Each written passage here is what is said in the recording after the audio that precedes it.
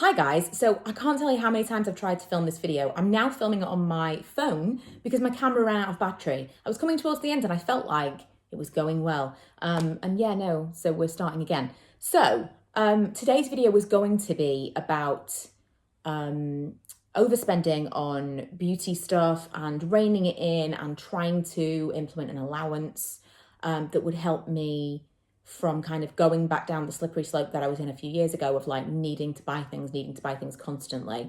So I was going to be kind of talking about that and maybe doing a project pan when I happened upon a video from someone that I used to watch when she made beauty videos. Then she started making different content and I don't know if I just she went away, she came back and I didn't follow her again. I don't know, but I haven't seen her videos in a long time. And she's called Alexa Likes. I'm going to try my best to remember to put this link below.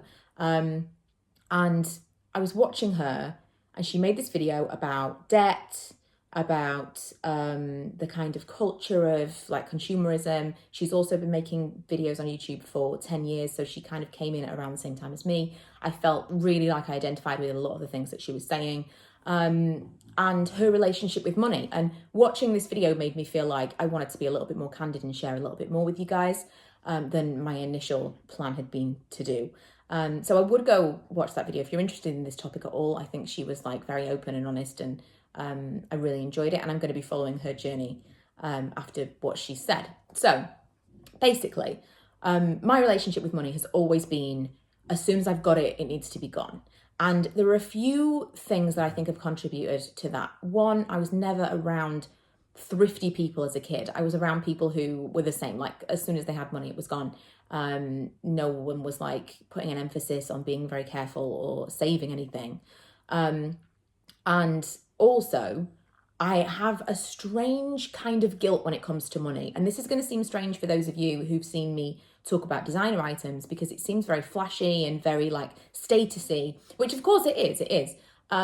But I have, on the one hand, I want the money and I want that like flashy item. But then once I have the money, once I have the designer handbag, I immediately feel this like incredible sense of guilt for having it, and it completely ruins it. And I think that I have this strange kind of subconscious level where as soon as I have something, as soon as I have money, I need to get rid of it because I feel shame for having earned it. Not regular money, but I'm talking about like if I was to do a sponsorship, or if I was to work on a campaign with a brand and I got paid, let's say £1,000, I would feel, I can't feel pride. I can't feel it's earned.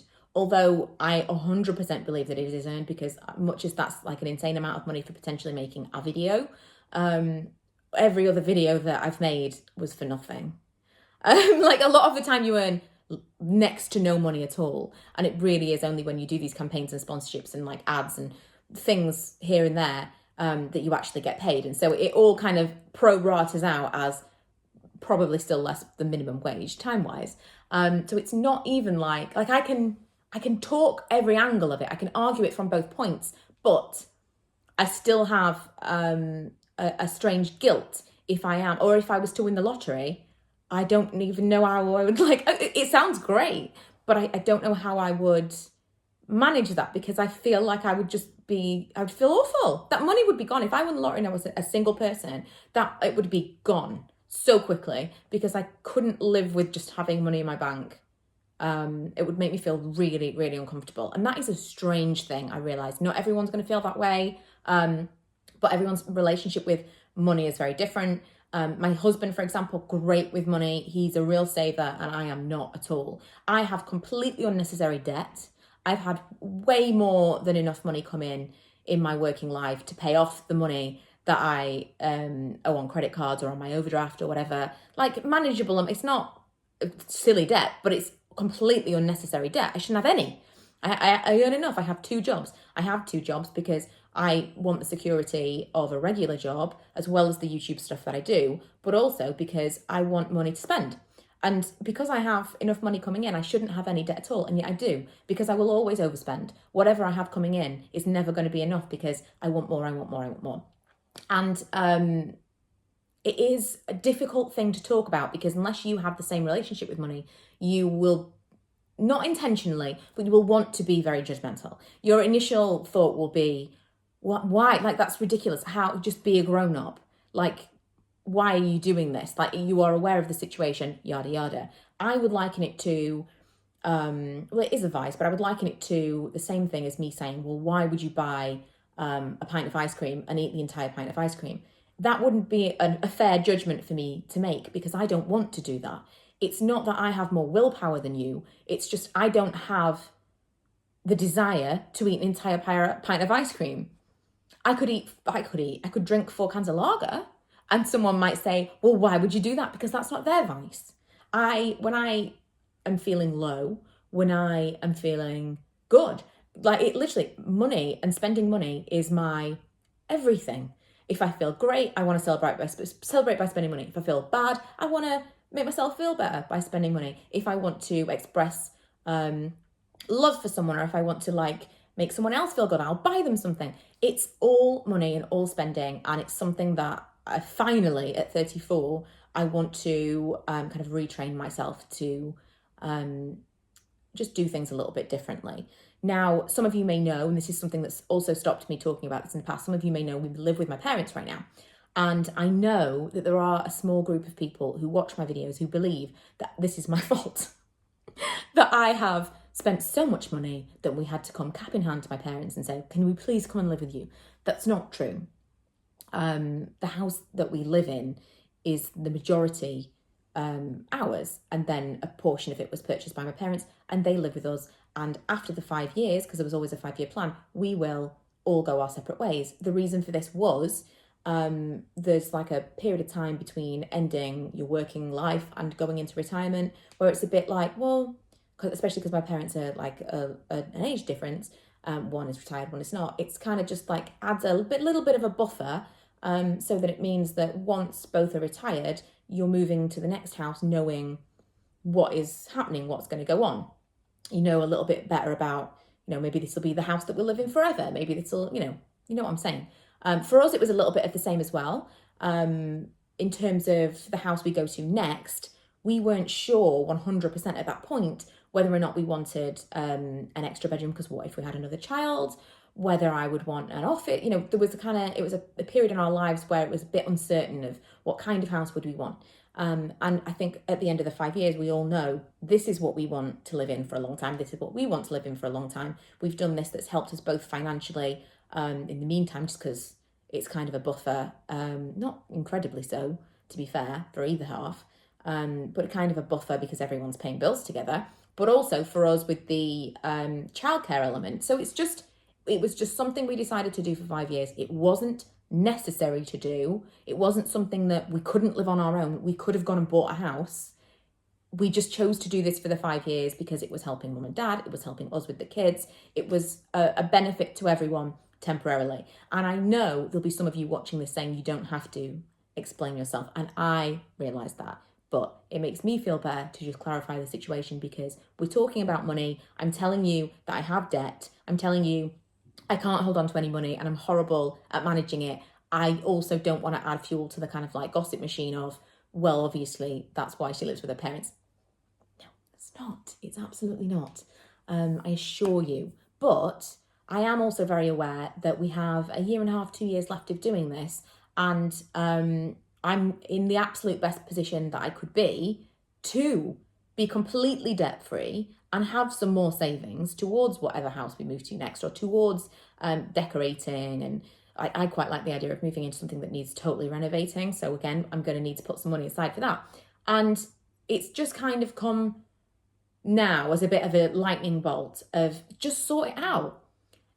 Do it now, because there's been so many times already in the last 10 years that I've been in a great position to just fresh start, pay everything off. And you don't need to have an overdraft. You don't need to have a credit card. You don't need to overspend, because you've got enough money for the things that you want, full stop. And so I'm just putting it out there, partly to be accountable, partly because I watched Alexa's video and I just thought it was very, I want to say it was brave, not necessarily brave, but I think it was helpful, because someone will be watching that thinking, well, YouTubers earn all of this money and YouTubers do this and YouTubers do that. And like she'd said, she'd earned a lot of money from campaigns. She'd earned a lot of money from like sponsorships and contracts that she had with these brands, money that could have equated into savings that didn't, and that she still lives with her parents, and which again, different situation from mine, but I just want to clarify. And that she's kind of annoyed with herself for not having utilised that money while it was there. And I am with her. I am completely with her. I talked to Lee about this the other day, and I just said, it must have been so painful for you as someone who is great with money to watch me just fritter away so much money over the years on absolutely nothing. Absolutely nothing. And so after my declaration, what I'm going to be doing is I'm going to allow myself, I think £50 is reasonable, £50 a month. And I'm yet to decide whether that's going to be on payday or the 1st, because payday is every 4 weeks, so that's 13 times a year. But £50 a month, and that will be for everything that I want. So if I want to do a haul of some stuff that month for YouTube, that is going out of the £50. If I want to buy myself something nicer than that, then I'm going to have to save towards it. This sounds very juvenile. This sounds like stuff that you do with a teenager, but I am literally teaching myself again. I'm like growing up again, but better this time. And I'm going back to basics. I'm treating myself like a child. I'm doing what I would do with Ella.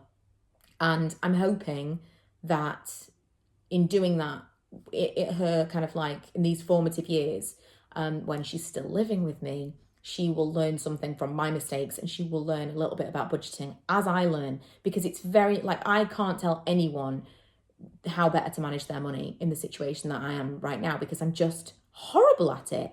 And so many people over the years have also said, like, they should teach these things in school. They should teach about mortgages. They should teach about taxes. They should teach about, you know, regular stuff that's going to be important in your life, and nobody ever does. And by the time you realize it's a problem, you are kind of already usually in a position where it's difficult to get out of. And I appreciate that. That is not the case for me. And there is literally no reason that I can't just sort this out. I'm going to be a grown-up, budget, get myself completely debt-free. And if you are watching this and you are thinking, everyone that makes YouTube videos is minted, let me tell you, I probably should be, but not at all. And also, so many people are in this situation. So if you are feeling the same way, then do it with me. Do it with Alexa. I'm going to be watching her Project Pan. I've never done it before, and I'm going to look a little bit more into it before we kind of embark on something. As I understand it, you just have to use up a certain amount of things. I don't know. We'll make some videos if I do decide to do that. But for now, I'm on a beauty budget. A budget completely, but definitely a beauty budget. You are going to see me talk about some old favourite products. We're going to be talking about I'm going to do like some naked palette videos. We're going to talk about old products that I think a lot of people will have, and it's going to be a lot less hauls. A lot less hauls from me purchasing things. Also, I did get a £25 gift card for Boots for my birthday, so that was quite exciting, because I was like, that doesn't count. That's not coming out of my beauty budget. Yeah, so you can expect, hopefully that means more budget beauty stuff, but it also means we'll be talking about some stuff that you might already have. And if you've got any particular suggestions, any requests, things that I've talked about before, things like classic palettes that you think lots of people will have, please let me know. But in the meantime, this was kind of a story time. Don't think we've done that before. And I want to say, hopefully, this is kind of relevant to a lot of you, and you're feeling a little bit inspired to shake it up as well. But I hope none of you feel that way. I hope you're all better with money than I am. But I know that a lot of us struggle with this. So yeah, let's stop. Let's draw a line under it. Let's be financially responsible grown-ups in 2020.